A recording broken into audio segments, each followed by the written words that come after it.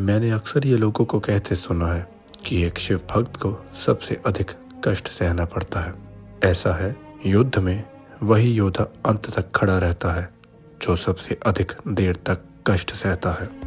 और शिव को योद्धा पसंद है, कायर नहीं। तो अगली बार जब भगवान पे दोष लगाओ तो ये तय कर लेना कि तुम योद्धा हो या कायर। 10वां अध्याय।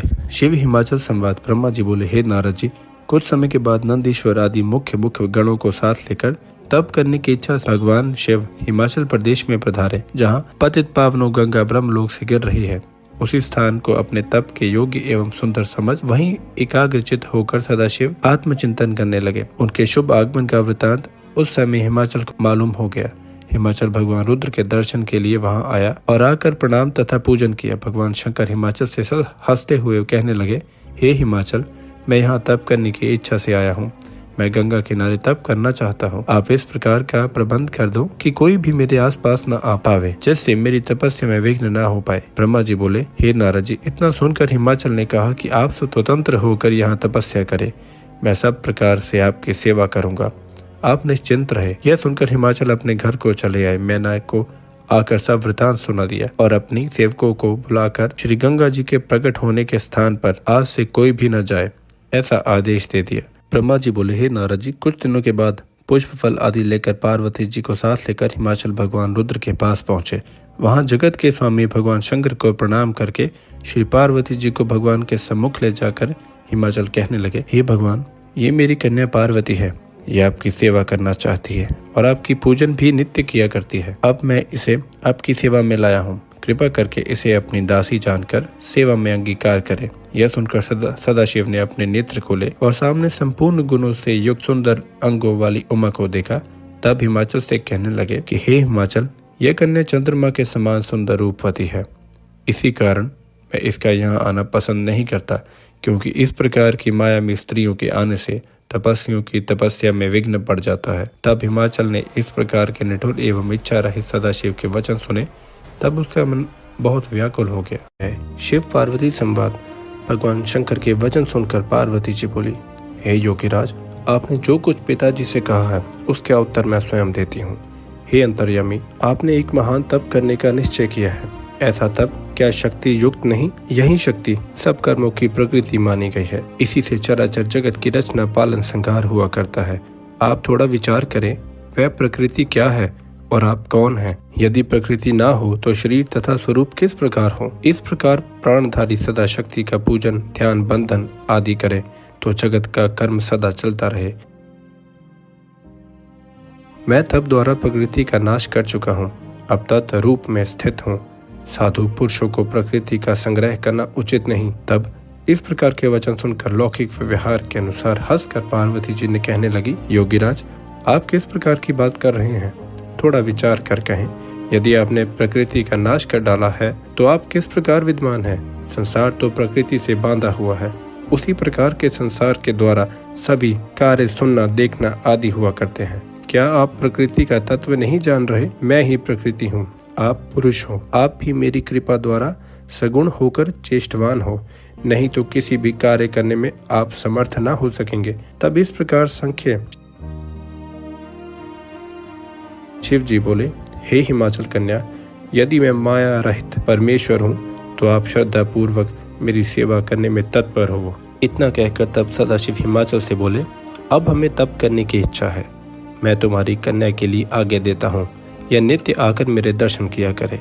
यह सुनकर हिमाचल प्रसन्न हुए और पार्वती जी को साथ लेकर अपने घर आए। उसी दिन से पार्वती जी नित्य ही भगवान शंकर के दर्शन करने आने लगी। जन्म एवं पुत्र प्राप्ति का वर मांगना। नारद जी कहने लगे, हे ब्रह्मा जी, वह तारकासुर कौन था जिसने आकर देवताओं को भी पीड़ित कर दिया और काम को सदाशिव ने क्यों भस्म कर दिया? शिव की और भी लीलाएं मुझे सुनाइए। ब्रह्मा जी बोले, हे नारद जी, मरीचि के पुत्र कश्यप जी हुए हैं, जिनकी दक्ष की दिति आदि 13 कन्या स्त्रियां थी। उन सब में दित बड़ी थी। उससे हिरण्यकश्यप तथा हिरण्याक्ष 2 पुत्र हुए, जिन्हें विष्णु भगवान ने अवतार लेकर मार डाला। तब पुत्रों के मर जाने से दुखित होकर दिति ने फिर कश्यप जी से प्रार्थना की। उनकी सेवा के द्वारा उसे गर्भ रह गया।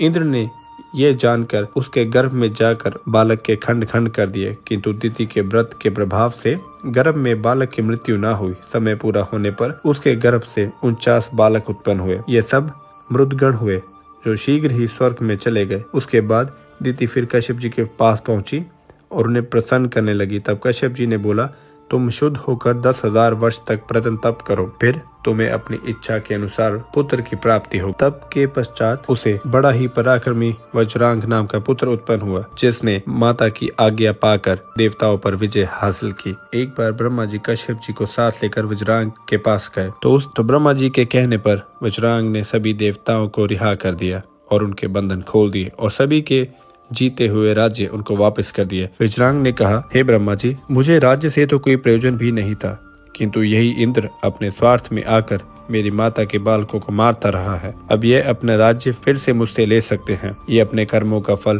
भोग चुके हैं। हे ब्रह्मा जी, मुझे सबका सारूप तत्व का उपदेश करे जिससे मुझे सुख की प्राप्ति हो। हे नारद जी, यह सुनकर मैंने उसे सात्विक भाव का तत्व समझाया और एक रूपवती स्त्री उत्पन्न करके वज्रांग को दे दी। उसके बाद हम दोनों वहां से चले गए। तभी से वज्रांग ने राक्षसों के स्वभाव को त्याग दिया, पर उसकी स्त्री के हृदय में सात्विक भाव न था। उसने काम भावना से बड़े प्रेम से पति की सेवा की। तब उसकी सेवा से प्रसन्न होकर वज्रांग बोला, हे प्राण प्रिय, कहो तुम क्या चाहती हो। यह सुनकर वह स्त्री कहने लगी, हे मेरे पतिदेव, यदि आप मुझ पर प्रसन्न है तो त्रिलोकी को जीतने वाला महापराक्रमी विष्णु को भी पीड़ित करने वाला मुझे पुत्र दीजिए। ब्रह्मा जी बोले, हे नारद जी, इस प्रकार के वचन सुनकर द्वेष भाव से सदा दूर रहने वाला वज्रांग व्याकुल होकर मन में विचार करने लगा, देवताओं के साथ वैर भाव करना ठीक नहीं। इधर यह देवताओं के साथ वैर करना चाहती है। यदि केवल स्त्री की अभिलाषा पूर्ण कर दी तो सारे संसार के देवता एवं मुनिजनों को दुख उठाना पड़ेगा, और यदि स्त्री की अभिलाषा पूर्ण ना हुई तो मैं नरक का गामी होऊंगा। इस प्रकार धर्म संकट में पड़कर उसने अपनी स्त्री की अभिलाषा ही पूर्ण कर देना उत्तम समझा। यह सब शिव की माया थी। स्त्री के वचन में आकर उसे वैसा पुत्र देने का वर दे दिया। फिर स्वयं उसका पूरा करने के लिए अपनी इंद्रियों को वश में रखकर वज्रांग ने बहुत वर्षों तक कठिन तपस्या की। ब्रह्मा जी बोले, तब मैं ही प्रसन्न होकर उसके पास पहुंचा और उसे वर मांगने के लिए कहा। तब उसने आकाश में मेरा दर्शन करके प्रणाम करके और अनेक प्रकार की स्तुतियां करने लगा। फिर बोला, हे प्रभु, आप कृपा करके मुझे ऐसा पुत्र दे जो हमारा तथा अपनी माता जी का हित करने वाला तप स्वरूप एवं सामर्थ्यवान रूपवान हो। इतना सुनते ही मैंने तथास्तु कह दिया, फिर अपने लोक को चला आया। असुर जन्म तथा उसका तप। ब्रह्मा जी बोले, हे नारद जी, कुछ समय के बाद वज्रांग की पत्नी गर्भवती हो गई। समय पूर्ण होने पर बड़े लंबे चौड़े शरीर वाला अति पराक्रमी बालक उत्पन्न हुआ। उसके जन्म समय में सारे संसार में बड़े उपद्रव हुए। भयंकर गर्जना के साथ बिजलियां गिरने लगी, भूकंप आने लगे, पहाड़ कांपने लगे, नदी सरोवर आदि का जल उछलने लगा। बड़े जोर की आंधी हुंकार शब्द करती हुई चल पड़ी। सूर्य को राहु का ग्रास हुआ इत्यादि अनेकों उत्पात होने लगे। वह तारकासुर अत्यंत शीघ्रता के साथ वज्रांग के घर में पलने लगा। थोड़े ही काल में वह पर्वत जैसे आकार वाला होकर माता से तप की आज्ञा मांगने लगा। तब प्रसन्न होकर माता ने उसे आशीर्वाद देकर आज्ञा दे दी। तब मन में देवताओं को जीतने की अभिलाषा रखकर गुरु जी के कहने के अनुसार मधुवन में चला गया। वहां ब्रह्मा जी को प्रसन्न करने के लिए कठोर तप करने लगा। उसने हाथों को ऊंचा कर लिया और दृष्टि ऊपर की ओर कर ली। एक पांव पर खड़ा होकर एकाग्र मन से 100 वर्ष तक तप करता रहा। फिर 100 वर्ष तक केवल अंगूठे के आधार पर खड़े होकर तप किया। फिर 100 वर्ष जल में, 100 थल में, 100 वर्ष अग्नि में ठहर कर तप किया। फिर 100 वर्ष पृथ्वी की ओर सिर करके तारकासुर का स्वर्ग त्यागना। ब्रह्मा जी बोले, हे नारद जी, सारे देवता तारकासुर के डर के मारे मेरे पास पहुंचकर प्रणाम तथा स्तुति करने लगे, अपना अपना दुख सुनाने लगे। देवता बोले, हे पितामह ब्रह्मा जी, आपने ही उस तारकासुर को वर दिया है, तभी तो वह त्रिलोकी को जीत कर हम सबको स्वर्ग से निकाल कर स्वयं इंद्र के सिंहासन पर बैठ गया। हम भारी संकट में पड़ गए हैं, अब आपकी शरण में आए हैं। इस प्रकार देवताओं का दुख सुनकर मैंने उनसे कहा, हे देवताओं, मैं तो इसे मार नहीं सकता क्योंकि मैंने इसे स्वयं वर दे चुका हूँ, किंतु यह विष वृक्ष की भांति समय आने पर स्वयं में मर जाएगा। इस तारकासुर को तो विष्णु और शिव भी नहीं मार सकते। हाँ, यदि भगवान रुद्र के वीर से पुत्र जन्म हो, वही इसे मारने में समर्थ होगा। इसके लिए मैं एक उपाय कहता हूँ। दक्ष पुत्री सती अब हिमाचल के घर मैना के गर्भ से उत्पन्न हो चुकी है। उसका विवाह भगवान शिव से होगा और इसके द्वारा ही पुत्र उत्पत्ति होगी। वही इसे मारेगा।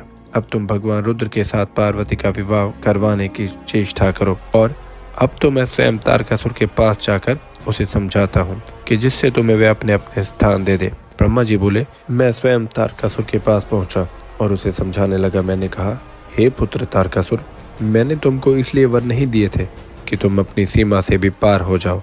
यह स्वर्ग तो देवताओं का है, इस पर तुम्हारा कोई अधिकार नहीं। तुम तो इसे शीघ्र ही छोड़कर पृथ्वी पर राज्य करो, नहीं तो दुख पाओगे। हे नारद जी, इस प्रकार उसे समझाकर मैं अपने लोक को चला आया। तारकासुर ने भी स्वर्ग छोड़ दिया और पृथ्वी पर आकर शोणित नगर में राज्य करने लगा। कमल ब्रह्मा जी बोले, हे नारद जी, स्वर्ग में सब देवता मिलकर सलाह करने लगे कि किस प्रकार भगवान रुद्र काम से युक्त होकर सती देवी उमा से प्रेम करके विवाह करे। ब्रह्मा जी ने हमें उपाय करने से कहा था। शिव में काम उत्पत्ति के लिए कामदेव को वहां भेजना चाहिए। सबने कहा ऐसा होना चाहिए। तब इंद्र ने कामदेव का स्मरण किया। कामदेव वहां आकर बोले, हे सोरनाथ, आपने मुझे किस कार्य के लिए स्मरण किया है? सुनो, तारका नाम एक दैत्य है। ब्रह्मा जी से वर पाकर वह निर्भय हो रहा है। उसे कोई मार नहीं सकता। सारे जगत को वह दुख दे रहा है। वह इतना दुष्ट है कि युद्ध में देवता लोग भी उससे डरने लगे हैं। इसकी मृत्यु भगवान रुद्र के पुत्र द्वारा ही होती, ऐसा ब्रह्मा जी ने कहा है। अब उनका पुत्र तभी होगा जब वे उमा के साथ विवाह करेंगे। श्री महादेव जी को मोहित करना केवल तुम्हारा काम है, तभी वे उमा से प्रेम करेंगे। और सुनिए, श्री उमा देवी जी भी नित्य ही उनकी पूजा के लिए उनके चरणों में पहुंचती हैं। उन दोनों को विवाह हो जाने से देवताओं का कार्य हो सकता है और वह है आपके अधीन। तब ऐसे वचन सुनकर कामदेव बोले, हे स्वामी, मैं अवश्य इस कार्य को करूंगा। यह कहकर शिव माया से मोहित हुआ कामदेव वसंत आदि तथा अपनी स्त्री रति को साथ लेकर उस स्थान पर पहुंचा जहां जटाधारी भगवान रुद्र तप कर रहे थे। वो मोहित करने का प्रयत्न। ब्रह्मा जी बोले, हे नारद जी, वहां जाकर कामदेव अपनी माया फैलाने लगा। उसने वहां अनेकों वृक्षों को फूल फलों से भर दिया। वसंत की बहार खिल पड़ी। कोयलें मधुर शब्द करने लगी। शीतल मंद सुगंध पवन चल पड़ी। नदी सरोवर में कमल खिल गए। वन के मुनिजनों ने मन को भी डिगाने वाले इस प्रकार के असमय के काम साधनों को देख भगवान शंकर आश्चर्य में पड़ गए और उससे भी कठिन तपस्या करने में तत्पर हो गए। कामदेव के वसंत बहार के साधन से तो कुछ बन न सका। तब उसने रति स्त्री के साथ 5 पुष्प बाण लेकर भगवान शिव के बाईं ओर चला दिया। तब संपूर्ण शिव को मुग्ध कर देने वाले उन बाणों ने वहां पर भी अपना प्रभाव दिखाया। उसके बाद हाव भाव से मिले हुए श्रृंगार रस ने भी शिव शरीर पर आक्रमण कर दिया, किंतु वे सब के सब शिव हृदय तक पहुंचने के लिए कहीं से भी भाग नहीं पा सके। प्रचंड अग्नि के समान तीसरे नेत्र को धारे हुए ध्यान मग्न भगवान रुद्र को कौन मोहित कर सकता है? हे नारद जी, ठीक उसी समय जगत जननी उमा भी धूप दीप आदि लेकर वहां पूजन करने के लिए आ गई। परम सुगंधित पुष्पों को लेकर सखियां भी साथ ही थी। उसी समय शिव जी के ध्यान से मुक्त हुए थे। तब कामदेव को अवसर मिल गया। सदाशिव पर बाण चला चला कर उन्हें मोहित करने लगा। उस समय जगत जननी वह भी मानो कामदेव की सहायक हो रही थी। तब कामदेव ने धनुष पर पुष्प बाण साध कर महादेव पर छोड़ दिया। तब सदाशिव सकाम हो गए। तब भगवान शिव मोह को प्राप्त होकर विचारने लगे कि श्री पार्वती जी के सुंदर शरीर को देखकर मैं आनंदित हो रहा हूँ। यदि उन्हें मैं आलिंगन ही कर लूं तो ना मालूम कितना आनंद प्राप्त होगा। इस प्रकार कुछ समय तक आप विचरते रहे। फिर उनको ज्ञान हुआ। तब कहने लगे, अरे ये क्या, मैं निर्विकार होकर भी काम से विकार पाकर मोहित हो गया। यदि मैं ईश्वर होते हुए भी स्त्रियों के अंगों को स्पर्श कर बैठा तो साधारण मनुष्य तो क्या ही चीज है, उनकी क्या ही गति होगी। तब करते करते यह नया विघ्न आकर खड़ा हो गया। कामदेव महाकुकर्मी निकला, जिसने मेरे मन में भी विकार पैदा कर दिया। कामदेव का भस्म होना। ब्रह्मा जी बोले, हे नारद जी, अपनी अद्भुत दशा देख सदाशिव काम पीड़ित होकर इधर उधर देखने लगे। तब दिशाएं भी कांप गई। तब अपने बाईं तरफ पुष्प धनुषता ने काम को बैठा हुआ देख लिया, जो शिव पर दोबारा बाण छोड़ने के लिए प्रयत्न कर रहा था। उसे देखते ही रुद्रदेव क्रोध में आ गए और शिव के तेज को देखकर काम कांपने लगा और साथ में मृत्युंजय भगवान शंकर का हाथ जोड़कर ध्यान करने लगा। इधर सारे देवता अपने प्रयत्न को बेकार हुआ समझकर भय के मारे सदाशिव को प्रसन्न करने के लिए झिझकते झिझकते सदाशिव के समीप गए, प्रणाम तथा स्तुति करने लगे, किंतु भगवान शंकर ने उनकी स्तुति पर ध्यान नहीं दिया। वे वैसे ही क्रोध में पूर्ण रहे। तब इतने क्रोध में तप्त हुए कि उनके मस्तक का तीसरा नेत्र खुल गया। उससे बड़ी तेज अग्नि निकल पड़ी। उस अग्नि से वृक्ष पर बैठा हुआ कामदेव जलने लगा। फिर पके हुए फल की तरह वृक्ष से नीचे गिर गया। काम को भस्म हो जाने पर देवगण दुखी होकर रोने लगे। श्री पार्वती जी सखियों के साथ घर में चली गई। कामदेव की स्त्री रति को दुख के मारे बेहोश होकर पृथ्वी पर गिर पड़ी। फिर थोड़ी देर बाद विचारने लगी, अब मैं क्या करूं, कहाँ जाऊं? देवताओं ने मेरे साथ बहुत बुरा किया, जो मेरे पति को यहाँ भेजकर भस्म करवा दिया। उसके बाद इंद्र आदि देवता वहां पहुंचकर रति को धैर्य देते हुए समझाने लगे। बोले, हे देवी, यह संसार दुखों की खान है। कोई भी किसी को दुख सुख नहीं दे सकता। सब कोई अपने कर्मों का फल भोग रहा है। हे रति देवी, धैर्य धारण करो। शोक करने से क्या होगा? अब तुम धैर्य धारण करके अपने पति की थोड़ी भस्म लेकर अपने पास यत्न पूर्वक रख लो। शिव कृपा से तुम्हारा पति फिर जीवित हो जाएगा और तुम्हें आकर अवश्य मिलेगा। ब्रह्मा जी बोले, हे नारद जी, इस प्रकार रति को धैर्य देकर देवता लोग भगवान शंकर के निकट पहुंचे। उन्हें प्रणाम तथा स्तुति द्वारा प्रसन्न करने लगे और बोले, हे प्रभु, ये काम कोई अपने स्वार्थ के लिए कार्य नहीं कर रहा था, वह संपूर्ण देवताओं का कार्य था। दैत्य तारकासुर संपूर्ण देवताओं को अतीव पीड़ित कर रहा है। उसी के विनाश के लिए यह उसका कार्य था। अब आप कृपा करके क्रोध शांत करो और दुखित होती हुई एवं रोती हुई उसकी पत्नी रति को चलकर समझाने की कृपा करें। सदाशिव बोले, हे ऋषियों, अब तो मेरे क्रोध की अग्नि से जो कुछ हो गया सो हो गया, उसका मैं कुछ नहीं कर सकता। हाँ, जब श्री कृष्ण भगवान रुक्मिणी के साथ विवाह करके द्वारिका में पुत्र उत्पन्न करेंगे, तब उन्हीं में कामदेव का भी जन्म होगा, जिसका नाम शंबर नामक एक दानव आकर उसे चुरा ले जाएगा और उसे समुद्र में जाके फेंक देगा। यह रति उसी शंबर के नगर में निवास कर रही होगी। वही समुद्र में फेंका हुआ ही इसका पति वहीं आकर मिल जाएगा। देवतागण कहने लगे, हे प्रभु, जब तक इस रति का कहीं देहांत न हो जाए, इसलिए कृपा करके इसके शरीर की तब तक आप ही रक्षा करें और इसके पति को शीघ्र ही जीवित करके इसका दुख दूर करने की कृपा करें। सदाशिव बोले, हे देवताओं, कामदेव शीघ्र जीवित हो जाएगा। यह मेरा गण होकर आनंद करेगा। यह वृतांत किसी से न कहना, मैं शीघ्र ही तुम्हारे दुख हर लूंगा। शिव क्रोध अग्नि की शांति। ब्रह्मा जी बोले, हे नारद जी, भगवान शंकर के तीसरा नेत्र की अग्नि द्वारा काम के भस्म हो जाने पर त्रिलोकी के चराचर जीव डर कर मेरे पास आए। उन्होंने अपना कष्ट मुझे आकर सुनाया। उसके बाद उसका कारण समझकर मैं भगवान शंकर के पास पहुंचा। वहां मैंने देखा कि भगवान शंकर की क्रोध की अग्नि बड़ी भड़क रही थी। उस महान भयंकर अग्नि को मैंने शिव कृपा से रोककर हाथ में पकड़ लिया और समुद्र के पास जाकर पहुंचा।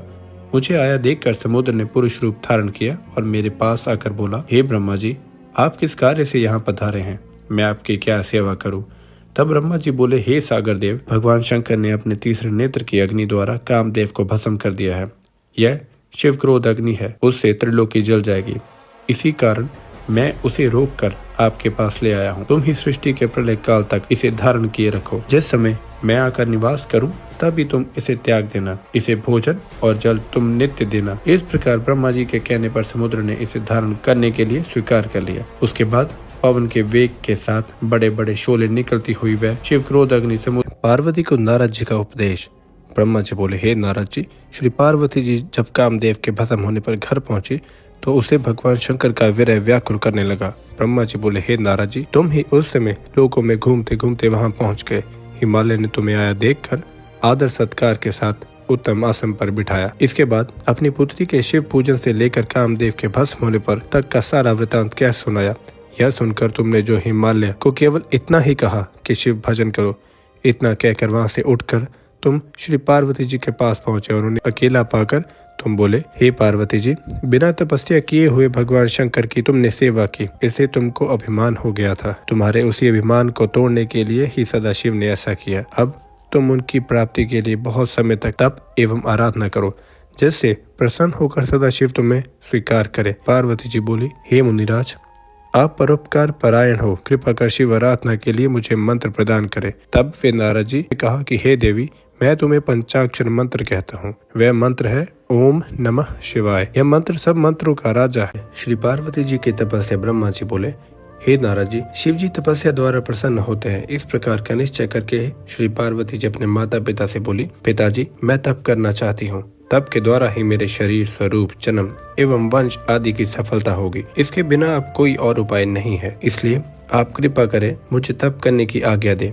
यह सुनकर हिमालय बोले, हे पुत्री, मुझे तो तुम्हारा विचार बहुत अच्छा प्रतीत होता है। तुम अपनी माता से भी एक बारी आज्ञा ले लो। यदि वे आज्ञा दे दें तो बहुत ही उत्तम होगा। यह सुनकर पार्वती जी मैना माता के पास गई और पूछने लगी, हे माता जी, आपकी अतीव कृपा होगी, आप मुझे तप करने की आज्ञा दे दें। मैं कल प्रातः काल होते ही वन में तप करने के लिए चली जाऊं। यह सुनकर मैना अतीव दुखित होकर बोली, हे पुत्री, तुम घर में ही तपस्या करो, वन जाने की क्या आवश्यकता है। इस प्रकार का हट अच्छा नहीं। स्त्रियों का शरीर वन के योग्य नहीं, कोमल होता है। तप करने में वन में अनेकों दुख होते हैं। इस प्रकार की अनेकों बातें कहकर मैना ने उमा देवी को वन में जाने से रोका। तब तो उमा देवी अत्यंत दुखित हो गई। उस प्रकार दुख एवं क्लेश में देखकर अंत में मैना ने श्री उमा देवी जी को तप करने की आज्ञा दे दी। तब उमा देवी अत्यंत आनंद को पाकर अपनी माता पिता तथा सखी सहेली सबको यथोचित प्रणाम करके आशीर्वाद पाकर तप के लिए चल पड़ी। कुछ दूर जाकर उन्होंने वस्त्र आभूषण आदि उतार दिए, मृग चर्म आदि धारण कर उसी स्थान पर पहुंची जहां से श्री गंगा जी प्रकट हुई और कामदेव भस्म हुए थे।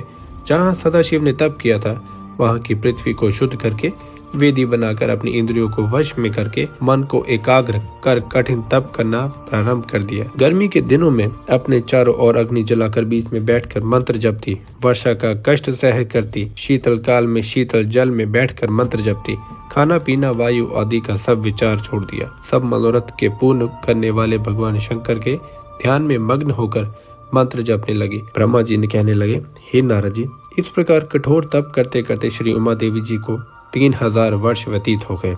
उन्होंने शीत वर्षाधिक अनेकों कष्ट थे। इस प्रकार से उमा देवी के कठोर तप को देखकर आश्चर्य में पड़े हुए सभी देवराज उनके दर्शन के लिए आने लगे कि इस प्रकार का कठोर तप आज तक तो किसी ने नहीं किया।